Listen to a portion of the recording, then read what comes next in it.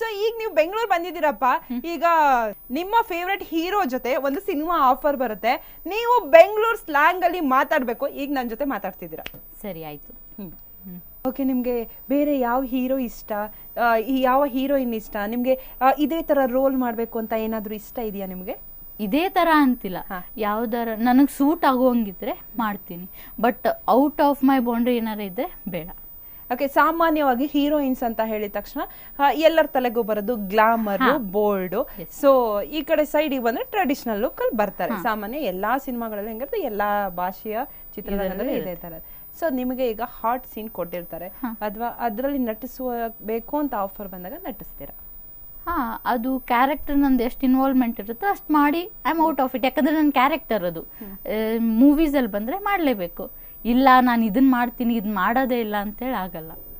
So ಇವಾಗ ನಿಮ್ಮ favourite cinema ಯಾವ್ದಪ್ಪ? ನಾನು ಅದೇ ಥರ ಸಿನಿಮಾ ಮಾಡಬೇಕು, ಅದೇ ಥರ ಹೀರೋಯಿನ್ಸ್ ಥರ ನಾನು ಆ್ಯಕ್ಟ್ ಮಾಡಬೇಕು, ಆ ಥರ ಎಲ್ಲ ಇದೆಯಾ? ಕಲ್ಪನಾ ಮೇಡಮ್ ಅವರೆಲ್ಲ ಇದ್ರಲ್ಲ, ಅದು ಅಂದರೆ ಪ್ಯೂರ್ ನ್ಯಾಚುರಲ್ ಆಗಿರುತ್ತೆ ಅವ್ರ ಆ್ಯಕ್ಟಿಂಗು. ನಾನು ಇಲ್ಲೇ ಕಳ್ಕೊಂಡೆ ಹಿಂಗೆಲ್ಲ ಅದು ಇರುತ್ತಲ್ಲ, ಫುಲ್ ಪ್ಯೂರ್ ನ್ಯಾಚುರಲ್ ಆಗಿರುತ್ತೆ. ನಾವು ಯಾವುದೋ ಮೂವಿ ನೋಡ್ತಿದ್ದೀವಿ ಆ ಫೀಲ್ ಇರಲ್ಲ ಅದಕ್ಕೆ.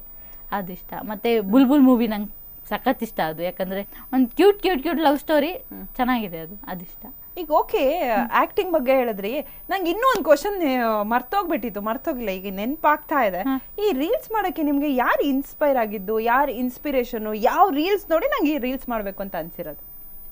ಇವರೇ ನನಗೆ ಇನ್ಸ್ಪಿರೇಷನ್ ಅಂತಿಲ್ಲ, ಸುಮ್ಮನೆ ಕೂತ್ ರೀಲ್ಸ್ ಸ್ಕ್ರೋಲ್ ಮಾಡ್ಬೇಕಾದ್ರೆ ಎಲ್ರದ್ದು ನೋಡಿ, ಇವ್ರು ಹಿಂಗೆ ಮಾಡ್ತಿದ್ದಾರೆ, ನಾವು ಹಿಂಗೆ ಮಾಡಿ ಟ್ರಾನ್ಸಿಷನ್ ಮಾಡಿದ್ರೆ ನಮ್ಗೆ ನೋಡ್ತಾರ, ಎಷ್ಟು ಜನ ನಮ್ಗೆ ವ್ಯೂಸ್ ಬರ್ಬೋದು ಅಂತ ಸ್ಟಾರ್ಟ್ ಮಾಡಿರೋದು.